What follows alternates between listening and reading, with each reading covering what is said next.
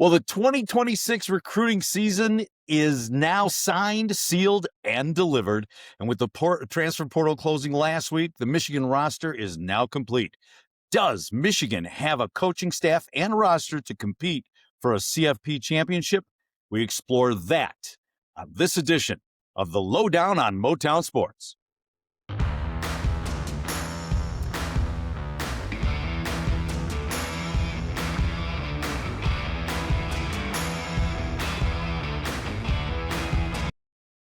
Hey, what up, everyone? It's officially the off season for Michigan football. Thank goodness, huh? I think we've had enough emotional drama for one football season. I think we all need like an emotional break, right? But man, guys, it's been a crazy couple months and we're here again.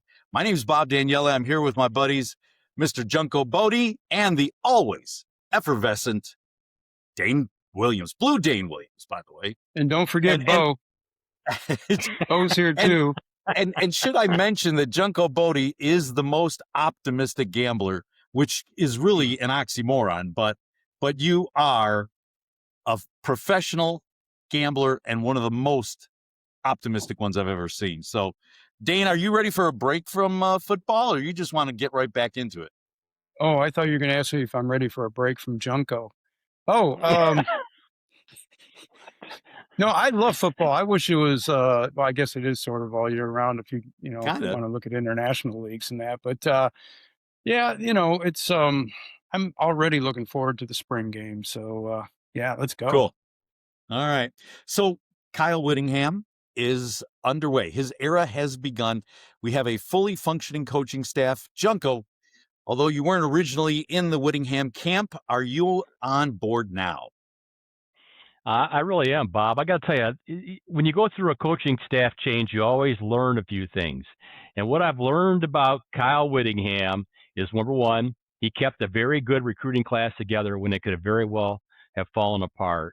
He kept the team core together, which looked like we were going to lose a ton of guys after the Sharon Moore debacle, and he kept the class together there.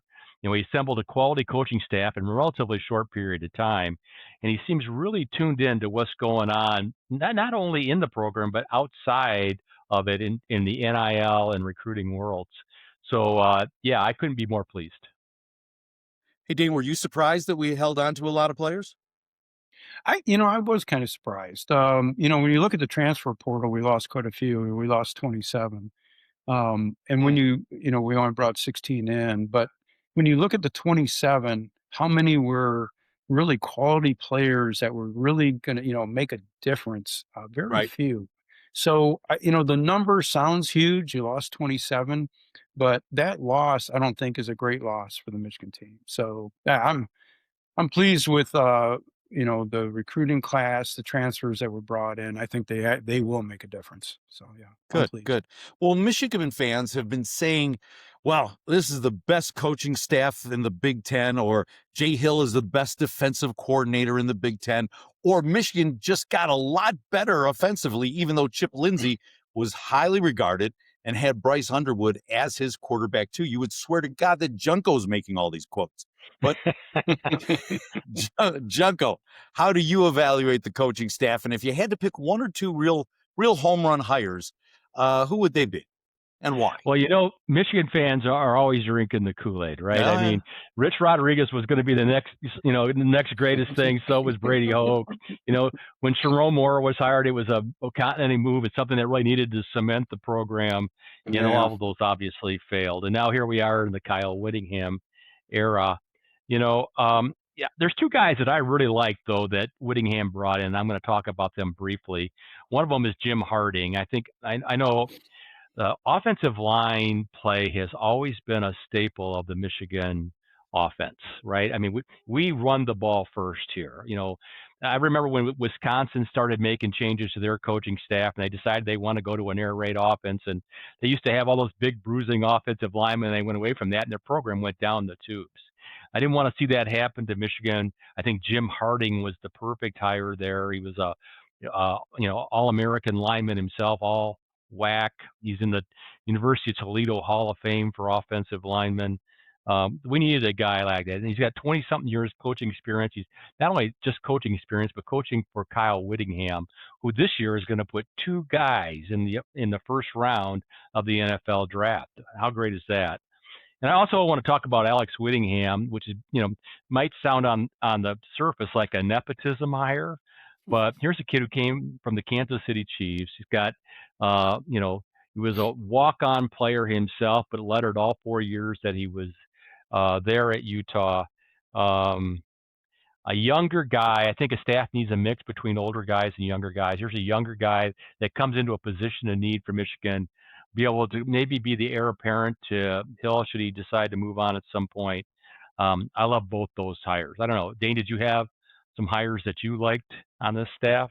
Yeah, and I'm going to go off sort of the beaten path here a little bit, talk about a couple of coaches that, not a lot of people don't talk about much, but I think when we talked about last season, we noted a number of injuries, and we started talking about, what about the strength and conditioning? What's going on here? We lost our strength and conditioning coach to Harbaugh when he left, and it just didn't seem like they were, or it just seemed like they were getting injured. Now, did it have to do with strength and conditioning? Don't know, but Kyle Whittingham has brought in a guy who's been with him for 20 years. Sounds familiar. A lot of his coaches he brought in been with him for a long, long time. Doug Duke Alicia, I believe is how you say his last name, strength and conditioning coach. This guy, you look at him, he's a bruiser, man. He's this big Samoan, right? And the Utah teams have been known for their physicality. And I think he's going to bring that to Michigan, which we really need, especially in that offensive line. I think we lost some of that physicality, I think, over the last couple of years. So I'm really looking forward to that. I think he'll do a great job there. And then the other area where we thought they struggled last year was special teams. And they brought in Kerry Coombs from Ohio. But, even at the end of last season, you could see he was making a difference. Special teams playing a lot better. And I know we swapped out Samaj for Andrew. That made us better. That made a little bit of a difference there. So, the players certainly have something to do with an execution. But, he made the right move there as a coach, right? He didn't stick with Samaj. So I look at those two. Again, you talk about offensive coordinator, defensive coordinator all the time. There's a couple of coaches that we don't always look to, but I think could make a big difference this year. All right, very cool. Well, it sounds like you like the coaching staff, right? But the $1 million question for Michigan fans is, can this group win a national championship? So maybe you can tell me why they can win and why they can't. So Dane, why don't you lead us off there? Why they can win? I think they're going to have the talent to win. And I think they've got the coaching staff that could lead them to win the national championship. Will it be this year? Maybe not. There's going to be a lot of coordination issues, getting to know each other issues. Bryce and his new quarterback coach, Coy Detmer, they got to work through some things too to get Bryce better at his fundamentals. So I think between the talent, the coaching staff, I think they can. Why they can't is probably the same reason I just mentioned. If you got to have a quarterback who's on task to win the Natty. You can't win a Natty without a great quarterback. Not saying that Bryce isn't great, but you saw him last season. He struggled with the fundamentals from time to time and his decision making from time to time. So that's got to get corrected. If that doesn't, then they won't win it again. And if the coaching staff, a brand new coaching staff with the players, if that doesn't mesh well, then they're not playing as a team, then they're not gonna get there. This year, I think they're going to do well. They've got a tough schedule, but I think it's going to take them a year. So I look forward to the next couple of years. I think we're going to see a lot of improvement. Junko? I think, Dane, that you can't say anymore in today's college football world that these are new guys just getting together and they got to get to know each other. I mean, if you said that to Indiana, they would laugh at you, right? Because now. They've set a new standard for that, right? You guys, you got in the NIL world, in the new portal world, you bring guys in, you're expected to perform today, not tomorrow. Here's why they can win. They've got the retention of a very talented offensive line group, and if you can run the football, you can win. And I think Michigan's going to be very good at running the football. The combination of the offensive line and Jim Harding, I really like. They had 3 5-stars in their recent class, and I think some of those guys are going to be immediate contributors. We'll see how that plays out, but I really like the talent on this team, as Dane said. And I would counter that year 2 in a quarterback situation like Bryce Underwood, who comes in so highly touted and gets a year in his back and gets a spring and a summer basically to reevaluate what went wrong last year and make changes, and bringing in a quarterback who's going to be more inclined to his skill sets. It could be the right scheme at the right time. So I think that's why they could win it. Now, why they can't win it is they've got one of the most brutal schedules they've ever played. They've got to go to Ohio State. They got to go to Oregon. They've got Iowa, Penn State, and Oklahoma on top of that at home. Not to mention they've got games against other rival MSU and some others that are not going to be, walkovers. I think they got to play Minnesota too, which is going to be a difficult game. So their schedule could get in the way of a run this season. And to Dane's point, it is a second-year quarterback. Either he's going to make the leap or he's not. Yeah. And if he makes it, they could go a long way. And if he doesn't, then this could be a tough year. And then they've also got questions at defensive line and linebacker. I don't know how good they're going to be able to run the ball, but how good are they going to be against the run? That's going to be a big question mark. Okay. And it's going to be interesting to see what kind of job Hill does as the DC. All right. Well, you've got the right mix of coaches, we believe, and we've got a lot of talented players. So regardless of all that, you got to have the right mix in the Big Ten. That's very important. So Michigan is coming off of a 9-win season, and let's be honest, okay, not all was really great in that football building. So they had some players. They lost some key guys to graduation, the NFL, and the portal. Let's start by looking at who they lost and whether these players are replaceable. So, Junko, why don't you lead us off in that subject? Well, I'll talk about 2 key positions where I think there's been a lot of turnover, and it's going to be interesting to see whether it's good or bad. And linebacker leads the list for me. I mean, losing Cole Sullivan was a blow, especially when you consider they lost Jimmy Rolder to the NFL. Barham's probably is going to go to the draft, so he'll probably end up in the NFL. And then Ernie Hausman, for whatever reason, is not going to be with the team this year. So those are your top 3 linebackers. Your 4th linebacker off to Oklahoma. So you're basically starting over there, and that's going to be that's going to be an interesting spot. They're going to have Bowles and Boateng, 2 young players, come in. Chase Taylor is still there. They've got the young Ludwig kid, and in the Hill defense, they only play 2 linebackers. That's the good news, right? They play that 4-2-5. So that's 4-2-5. Is that 11? I think that's right. 4-2-5. Yes. 6 and 5 is 11. Right. So maybe that'll hide some of the lack of talent that we have in that area. But it's going to be interesting to see. We've got some transfers coming in too. This Nate Staling from North Dakota, A. Samoa, the brother of Salisi Moa, who's going to transfer here from Michigan State. Max Alford, who's coming in from BYU, who played for Hill there at BYU. And then Christian Pierce, who's coming in from Western Illinois, but he looks to be more developmental. So there's new bodies. The question is, are they going to be good bodies? And then wide receiver, we lose McCulley, Simpson, Fred Moore, and Samaj Morgan. Now, are those big losses? I saw that McCulley was like one of the MVPs of one of the Senior Bowl games the other day. I said, why didn't that translate to Michigan, right? But anyway, he's going to be gone. But they kept Marsh, and that was the big one. And they're going to keep their younger guys in Washington and Browder, and they've got Amari Stewart's still there. Kendrick Bell is still there. So they've got some talent in that room. Salisi Moa, again, he's the 5-star.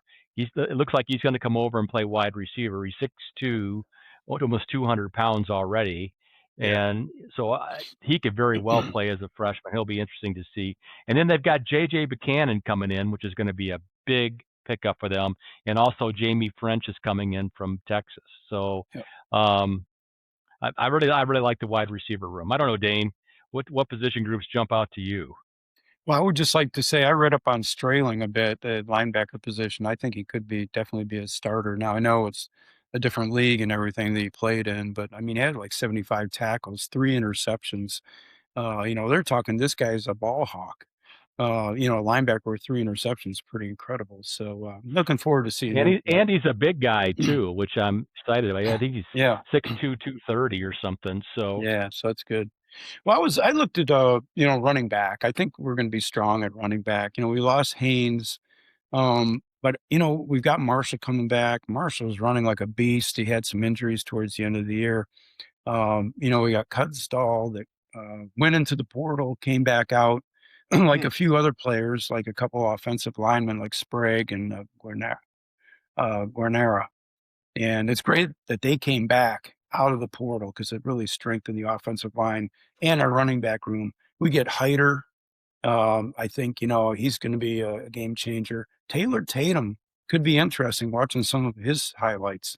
He's going to see some time in there too. So even though we lost Haynes, who was a beast also, I think that running back position is going to be solid.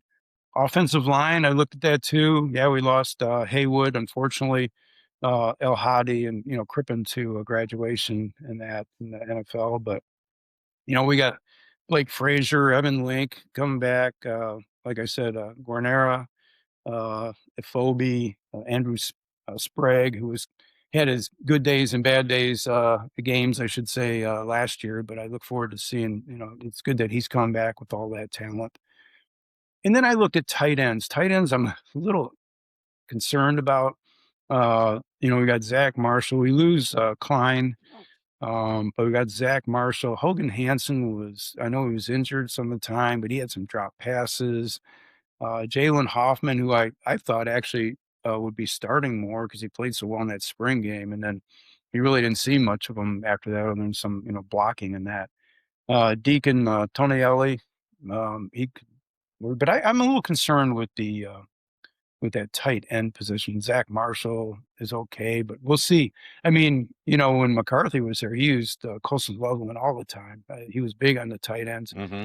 And, Underwood didn't as much. The other guy we lost is Bredesen, of course, more of a halfback, but he played tight end too at times, and he dropped a couple key passes too. So a little concerned about tight ends, but otherwise, I think we'll be okay. Okay. Well, as Indiana proved, okay, the difference with winning the portal, that could be the difference in winning the Big Ten.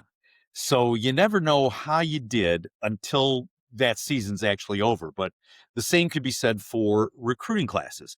Now, Michigan, by all accounts, had a real quality 2026 recruiting class despite all the drama. Now, let's see. They were ranked number 11 by ESPN. 24/7 had them at number 12. On3 had them at number 12. And for the first time in 25 years, they have 3 5-star freshmen coming to Ann Arbor. All this in the midst of a coaching change. Junko, are any of these players going to be major contributors this season? And who are the gems of the class going to be? So why don't we just take it position by position? And Junko, you lead it off, and then you two kind of switch off every once in a while I go get some power because my battery's running out, okay? Okay, Bob. All right. Hey, Dane, let's start at quarterback. And so Carr and Brady Smeagol are coming in from the recruiting class. Yeah. I mean, you've seen them both play, right? Have you not? I haven't. I've seen some highlights of Smeagol, but not Carr. No. Yeah. I'm actually kind of liking that as the quarterback room for this year, especially if Peter Bork comes in next year. I mean, I kind of think that that's going to be a strong position group, although I don't think either one of them will probably play this year. You agree? Right. Yeah, I agree. Yeah. Underwood all the way unless you get injured. Right. And for running back, you mentioned, Hyder. I think Hyder's going to play a lot. Don't I you? think so too. Yeah. He'll be Yeah. spelling Marshall. Yeah, definitely. You think so? I actually think he's going to be the number 3 back. I think they're Oh, going you to. think? I think it'll be Kudsell will be number 2 back. Well, Kudsel's proved at the college level. I mean, he ran really well in the bowl game and in the last couple of games of the He season when did. they No, really I needed love him. the way that guy runs. Right. Yeah. And Hyder is an unknown quantity, and I would assume they want to bring him along a little slower. So, when I saw that when they re-signed Kudsell, I was really very happy about that. So, but I do like Hyder, and they also brought in Jonathan Brown. Do you know anything about him? No, don't know anything about Jonathan Yeah, Brown. yeah, 3-star, but quite a talented back from what I understand. So the running back room looks pretty good and secure for the future. On the offensive line, they brought in Walbridge, Lee, and Froman. I mean, Yeah, I know Walbridge. Lee. Yeah, Marky Walbridge was very highly regarded. So was Malachi Lee. So, couple 4 stars. Yeah, I mean, so you got to think when you think about Avery Gash as some of the guys they already have that are kind of in the mix there. It looks like they're just kind of continuing to grow that room. You got another offensive tackle too, Tony Froman, who was a 4-star.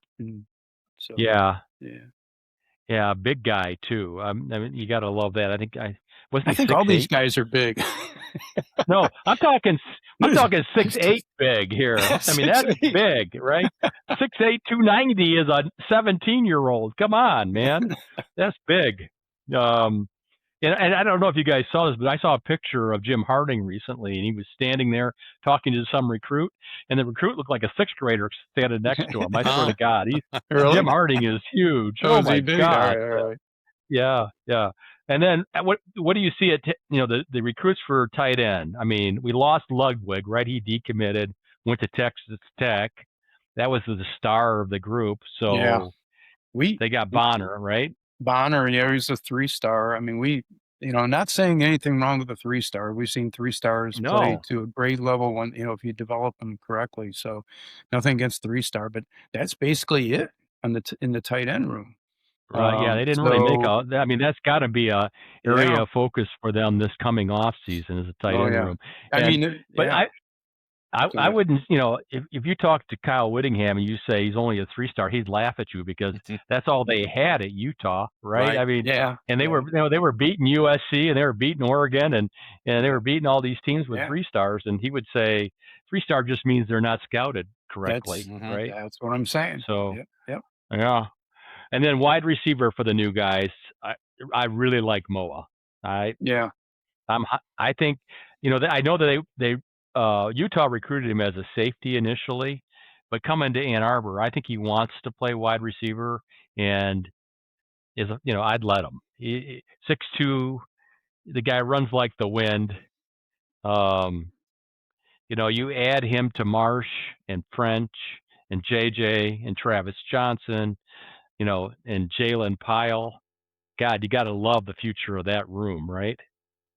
Were they talking about moving them to safety, maybe? Yeah, we talked about that, but I think he's going to start off at wide receiver. And I mean, you compare this year's room to Fred Moore, Samaj Morgan, right? I mean, and right, and you go right down the list, you think vastly superior this year. Yeah. So I think Andrew Marsh is going to have a hell of a season. Yeah, and I'm not going to talk about the kickers because I know you're going to talk about those in a few minutes. So what about the defense? Who wants to tackle that? Yeah, so starting off, our weakness on defense as we see it today is defensive tackle, right? So the question is, who do we bring in this class that's going to help us fill that gap? And the 2 guys they brought in were, really they only brought in one true defensive tackle in Alistair Vallejo. You could say that maybe Titan Davis will grow into that. Oh, listen to these defensive ends names, by the way. These are the new defensive ends that came in this year's class. Tariq Boney, Yep. Titan Davis, Carter Meadows, and Mikhail Blade.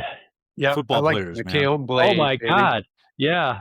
That sounds like a fearsome foursome right there, doesn't it? Yeah. Sounds like a Marvel Love movie, it. doesn't it? It does sound like a Marvel movie. Exactly right. Yeah. I mean, Dane, you got a take on any of those guys and, what your thoughts are on any of those guys? I think I've seen good things about Titan Davis. A nice 4-star, basically defensive line. Carter Meadows. You want to talk about him? I guess he's and we need edge rushers. So I Right. think he'll see playing time immediately, based on what he did in high school. I expect him to really make a difference, and hopefully we'll see that. He's an early enrollee, and he's going to be in the strength and conditioning program all spring and summer. Yeah. He's a little on the frail side right now. I think he only weighs like 225 pounds or something, but he's a 5-star. Yeah. And you don't get 5 stars unless they, was it 90% of 5-stars make it to the NFL? So Is that what it is? Okay. Yeah. it's like it's some real high percentage like that. Yeah. So I like his chances of playing this year. Yeah, we got who's left? Linebackers? cornerback. We got Okay. Jamarion Vincent. He was a 4-star coming in, and we've got who else we got here? Oh, safety Jordan Deck. I haven't heard much about him, but again, he is I believe, he's a 4-star too coming in. So Right. it looks like we did, number 11 in the country. It looks like we did pretty good in the recruiting class. All things considered. Well, when you consider that we lost Ludwig to a decommitment and we lost Andre Clark to a late decommitment, I would say we did really well because we could have been top 10 otherwise.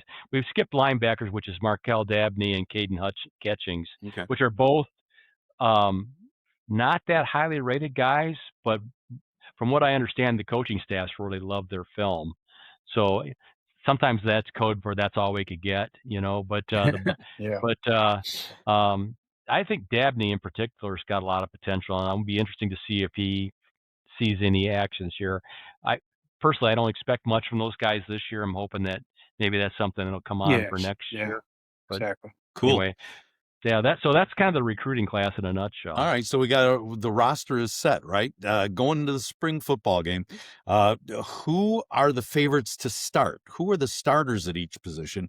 How do you guys feel about those players? Dane, let's start with the offense, and we can keep it running from there. Let's see. Quarterback. Who would that be? Bo, what do you think? Yeah, so Mr. Underwood, of course, hits quarterback. I think you might want to read the tea leaves that are in your chalice that you're drinking from, right? I think you need to be a little more gentle with Bo, man. You're smacking him around pretty good. Yeah, he likes this, man. Anyway, of course, running back Marsh is going to be a starter. Wide receiver Marsh, French, I think, is going to be in there as a starters. Celicio, Salesi Moa certainly could be in the mix there too. Offensive line, I think you got Blake Frazier, left tackle, Evan Link at left guard, Jake Cornera at center, and Nathan Afobe, I think, right guard, and Andrew Sprague at right tackle. That's what I see there. Tight ends. Did you say Evan Link? Did you have Evan Link in that? Evan Link, yep, left guard. So Sprague, Garnera, Afobe, Frazier, and Link. Correct. What about Babaloa? Babaloa could see some playing time. I think these are going to be the starters based on their experience. But Babaloa is going to be challenging. Let's see what he would be challenging. Afobe, I think, at right guard. So he certainly could start. He could. This is just what I see right now. You want to finish up with the tight ends and wide receivers? Yeah, tight ends. Zach Marshall is going to be a starter. Hogan Hansen will be relieving them here and there. If they do a 2 tight end set, then it'll be Marshall and Hansen for the most part. But I see Hoffman getting in there too. It all depends between now and could be a lot of changes there. And Hansen with his damn injuries, we may see more of Hoffman. So that's what Tonelli's going to play a lot too. Deacon yeah, Tonelli's I going to think play he a will. lot. Yeah, but from Yeah. a starter standpoint, that's what I see. Yeah. Junko, would you make any changes in that lineup? I would have Babaloa on the lineup at offensive tackle. I think he's going to be a starter. Which really does beg the question: which one of Sprague, Frazier, and Babaloa don't start, right? So we have an embarrassment of riches at the offensive line position right love that. now. Yeah, I mean, they so could move him it's a to great guard, problem maybe. to have. You never It know. could happen, Yeah. but then you got Link and Afobe, and you got Avery Gash, who had, by all accounts, a very good freshman year. Yeah. So there's other guys in there too. There's Tatar. There's the other kid that transferred in last year. You got Brady Norton. Yeah. Brady Norton. That's it. Yeah. Brady Norton. Malachi Ali. Did you already mention him? Yeah. Well, those freshmen. The freshmen, I expect them to redshirt because of the strength and conditioning. Oh, that's true. Yeah. But but we got those. I mean, the good news is we want to go, to the run the ball, the big boy package. We're going to have the bodies to do it. So I think so. That's encouraging. So, Junko, why don't you give us the defensive starting lineup, and then we'll have Dane critique yours. Yeah, well, whatever he would say would be wrong. But let me just tell you who it's going to be. I think Daly's going to be one of the defensive ends, and I think Brandt's going to start at the other defensive end. But I do think Cardo Meadows, that 5-star freshman, is going to get some play there eventually, along with some other guys. So I'm really torn about the defensive tackle position. I think Pierce for sure is going to be one of the starters. But then I don't know whether it's going to be Jonah Liea, who transferred in from Utah, or Etta, who they brought back. And they must have promised Etta something to get him back. So the good news is we're going to have 3 defensive tackles there. The question is, how good will they be? And then at the linebacker spot, I think Boateng is in line to be one of the guys. And then I think the other linebacker spot, because the Hill defense only plays 2 linebackers, will be Staling or Bowles. And then we'll see where it goes from there. But we really do need to develop that linebacker room. If Rod Moore is healthy, I think he'll be our starting safety. And then the question is, who's the other guy beside him? Is it going to be Jordan Young, or is it going to be this Chris Bracey kid they brought over from Memphis? Yeah. Right? So it'll be interesting to see who emerges there. Again, they brought Jordan Young back, and they paid him some big bucks to get him back, so they must think pretty highly of him. And then at the corner, you got Hill, who was our starting corner there. I would expect him to be the starting corner this season. Then they brought in Snowden, right, who is basically an All-American at corner. And then they've got Shamari Earls waiting in the wings to play, right? It was a shame they lost Jalen Sanders and the other kid, Bryce's teammates. His name escapes me. But they lost a couple of guys that could have really helped the secondary this year. Dotson? Hill's going to have a lot. Dotson. Was it? Dotson. Dotson, yeah. I thought Dotson played really well at the end of the season. He did at the end of the season. Yeah. And so you had Sanders and Dotson as our 2 young guys. And that's the thing that sucks about the NIL era, is that, here we are developing all these young guys to play for somebody else next year, right? I'd like to see these contracts get signed to be 2 or 3 years in duration, so we get to kind of see these kids play through the system. Now it just kind of sucks. I hate that about the current setup. I don't know, Dane, what do you think of that lineup? I agree. I hate to say it, with everything, except you forgot Zeke Berry at corner. I did forget Zeke. Yeah, Zeke coming back. So I think he'll be a starter with Hill, and then Smith, Snowden in there also. So yeah. What do you think about the loss of Metcalf? I'm torn on that. That we lost the Metcalf brothers, right? And TJ played more than Travis, but I'm not that broken up about it, really. They made some really good plays, but you didn't hear their name much, really. Yeah. What do you think? I don't know. Well, I don't mind losing Tevis at all, but TJ played pretty well for us. And I thought TJ. I would have liked to if I could have had him come back, I would have.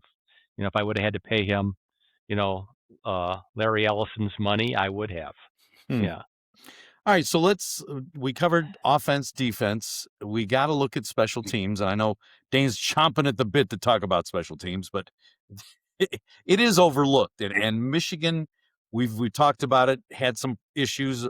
They struggled in 2025. Kerry Coombs has been retained and has a bunch of new talent in his room. Who stands out in a year where Michigan is losing its starting kicker and long snapper? So why don't you take it away, Dane, and talk about the special teams? Yeah, so we got a couple of guys from Pitt. I love this guy's name, Trey Butkowski. Doesn't sound like a Hey, kicker. He should be a wasn't he an Animal linebacker. House? So he was an Animal House. Yeah, I think he was. Yeah. And he should be a linebacker. He shouldn't be a kicker. Trey Butkowski from Pitt, we got him. He was 20 for 23 and field goals, 43 for 44 on extra points. His shortcoming is you get him out to 50 yards and he struggles. So, they're not going to be, like, this past couple of years, you're out 55 yards. Hey, we got a pretty good shot at it. This guy doesn't quite have the leg once you get past 50 yards. So we're going to have to see that. But he's pretty accurate inside of 50 and 45. That. And then we got a long we snap. may have to be effective offensively. I hate the thought of that. Yeah, right. nice, wouldn't it? Is we got a long Zaveda going snapper into is Zaveda going into the draft? I Is he believe gonna so. Yeah, he should be. Oh yeah. Yeah, he should be. He'll be drafted.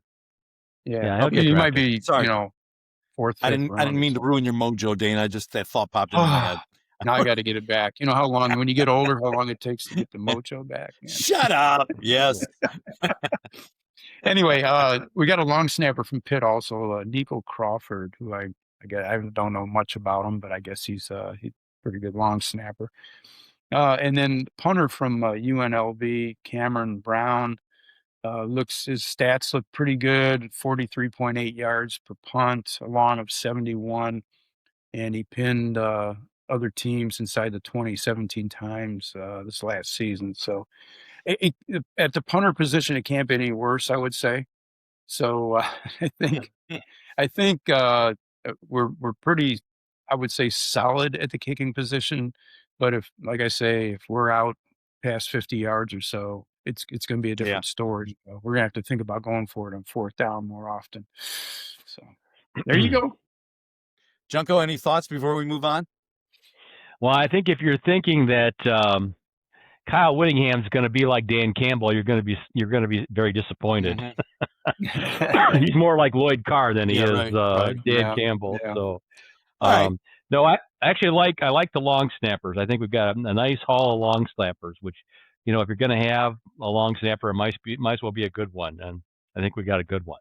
All right, good. I don't really care about special teams. Just make the field goal and punt the ball within the 10. That's all I care about. You only care about them when they fail.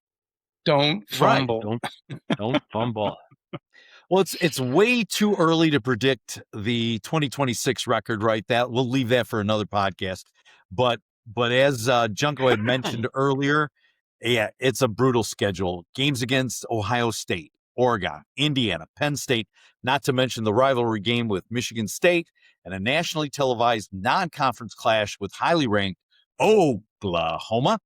Now, I love this question. If you had 3 wishes on things that could come true between now and August 30th, when we start playing for real, what would they be, Junko? Winning the lottery, having Jessica Alba return my phone call, and cooking with Giada. I think that would be my 3. What about Padma? Would she be in there? Who's Padma? Padma Lasky?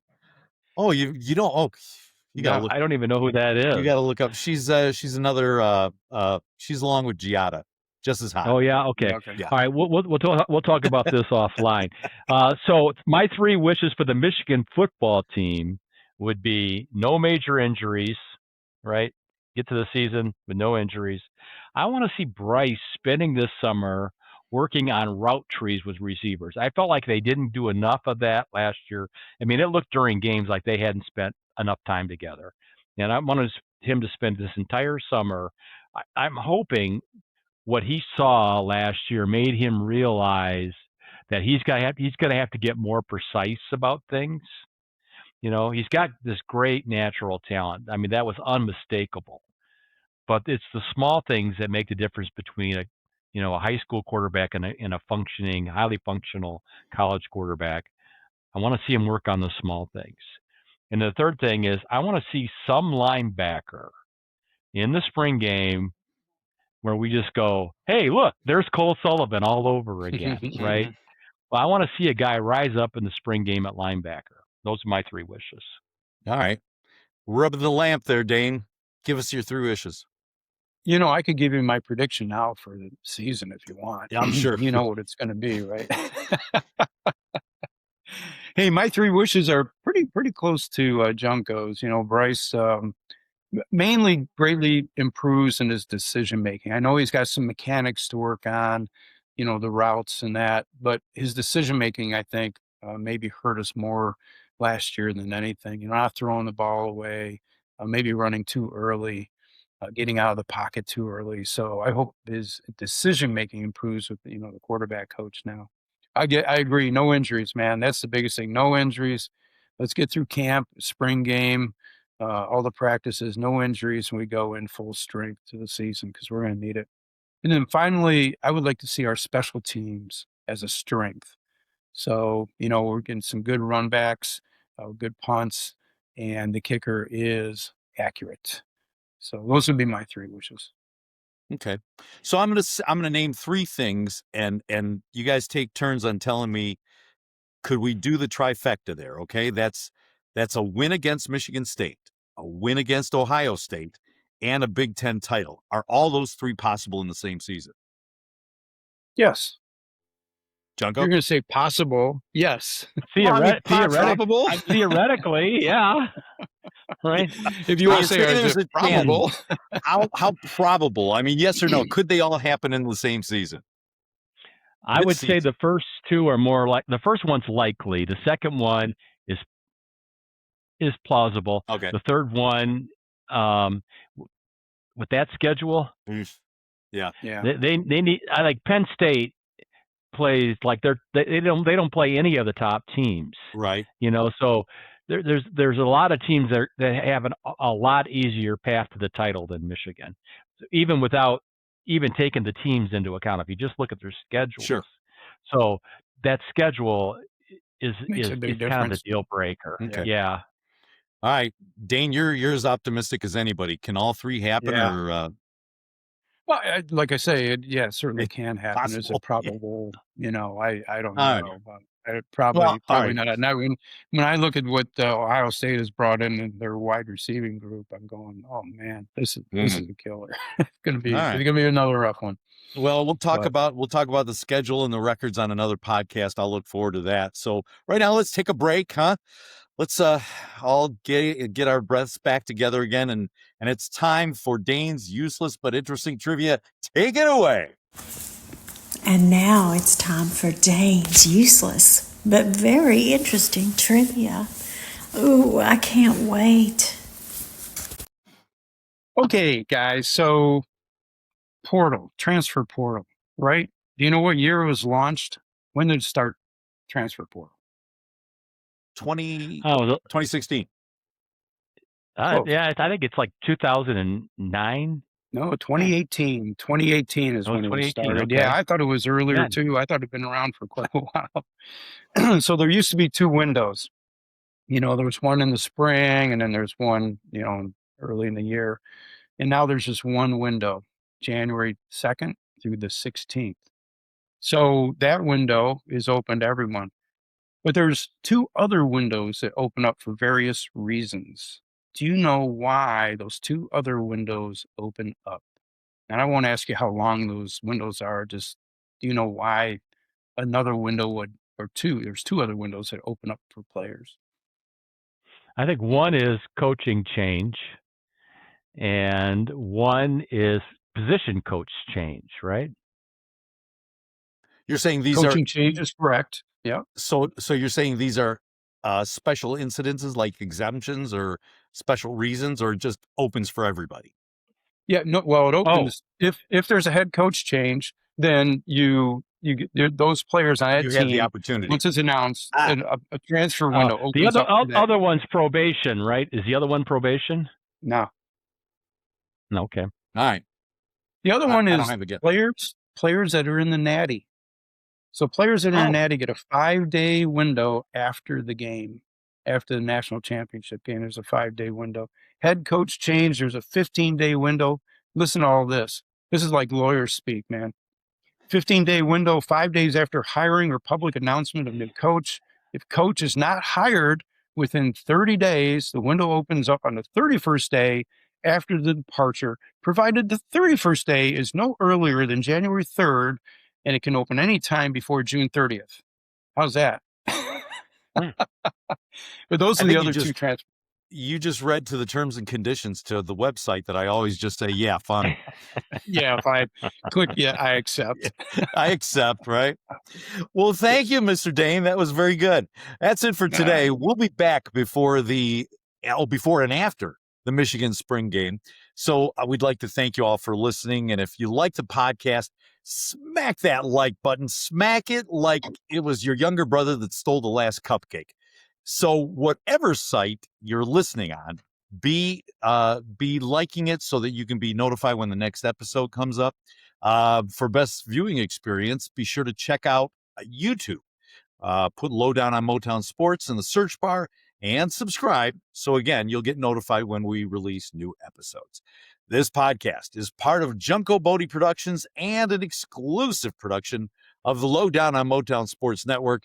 Thank you again for listening. We'll see you all on the next edition of the Lowdown on Motown Sports. Bye, guys.